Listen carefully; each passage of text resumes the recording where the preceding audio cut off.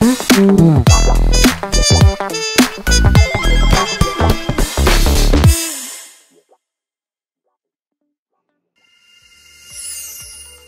datang di Market Insight BRI Manajemen Investasi. Kali ini kami akan membahas perkembangan pasar terkini dan perkembangan tren yang sedang berkembang untuk membantu Anda mengambil keputusan investasi yang tepat. Zona Amerika Serikat. Amerika Serikat dan Tiongkok sepakat untuk meredakan ketegangan perdagangan melalui pengurangan tarif secara sementara selama 90 hari.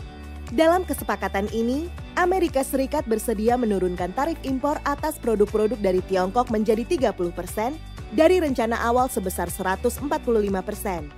Sebagai balasan, Tiongkok juga sepakat menurunkan tarif impor atas produk-produk dari Amerika Serikat sebesar 10% dari rencana awal sebesar 125%. Sesuai dengan ekspektasi pasar, The Fed belum menurunkan suku bunga acuan pada pertemuan terbarunya. Namun, pelaku pasar memprediksi bahwa penurunan suku bunga kemungkinan akan dilakukan untuk pertama kalinya pada pertemuan bulan Juni mendatang. Sementara itu, inflasi Amerika Serikat pada bulan April menunjukkan perlambatan. Dengan pertumbuhan tahunan atau year on year sebesar 2,3%, turun dari 2,4% pada bulan Maret. Secara bulanan atau month on month, inflasi tercatat tumbuh sebesar 0,2% pada bulan April. Zona Indonesia. Neraca perdagangan Indonesia untuk bulan April diperkirakan masih mencatat surplus sebesar 2.700 juta US dollar, meskipun mengalami penurunan dibandingkan surplus 4.329 juta US dollar pada bulan Maret. Cadangan devisa bulan April mengalami penurunan menjadi 152,5 miliar US dollar dibandingkan 157,1 miliar US dollar bulan Maret. Cadangan devisa Indonesia pada April juga tercatat mengalami penurunan menjadi 152,5 miliar US dollar dibandingkan posisi 157,1 miliar US dollar pada bulan Maret. Sementara itu, tingkat kepercayaan konsumen pada bulan April tetap berada dalam zona optimis, yakni di level 121,7 atau masih berada di atas ambang batas optimisme di angka 100. Market View. Indeks harga saham gabungan atau IHSG mencatat penguatan sebesar 0,25% secara mingguan dan ditutup pada level 6.832. Pada pekan ini, IHSG diperkirakan masih dapat melanjutkan tren positif, didorong oleh sentimen global khususnya meredanya ketegangan perdagangan antara Amerika Serikat dan Tiongkok. Selama 90 hari ke depan, kedua negara sepakat untuk menurunkan tarif impor atas produk masing-masing yang diharapkan dapat meredakan kekhawatiran terhadap risiko resesi ekonomi di Amerika Serikat dalam jangka pendek.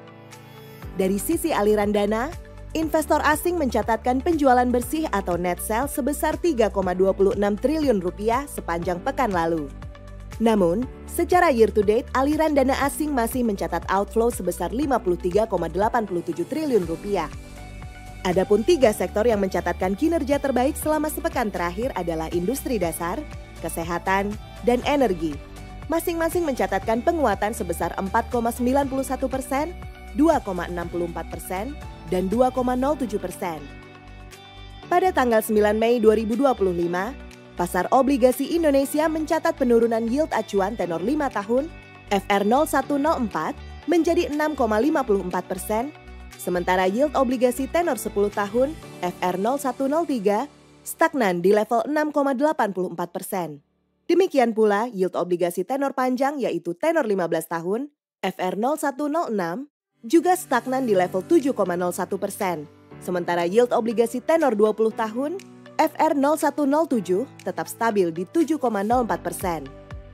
Sementara itu, yield obligasi global Indonesia tenor 10 tahun atau Indon 35 meningkat menjadi 5,41% dan yield obligasi ASUST 10 tahun stabil di level 4,38% dibandingkan dengan 5,39% dan 4,31% pada 2 Mei 2025.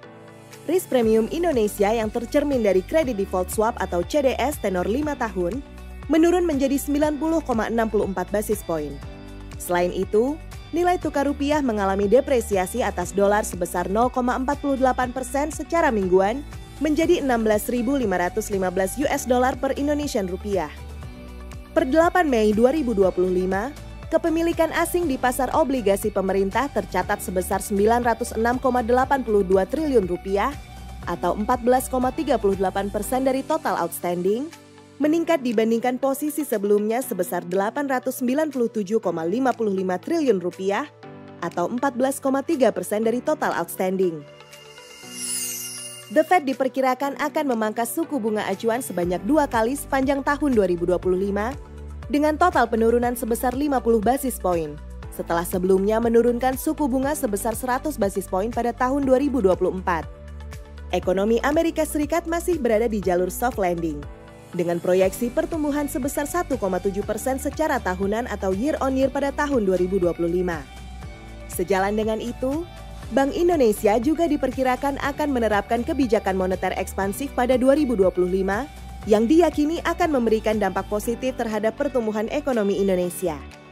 Pasar obligasi diproyeksikan akan merespon secara positif pada awalnya, didorong oleh membaiknya kondisi makroekonomi, dan selanjutnya akan diikuti oleh kinerja yang solid pada Indeks Harga Saham Gabungan atau IHSG.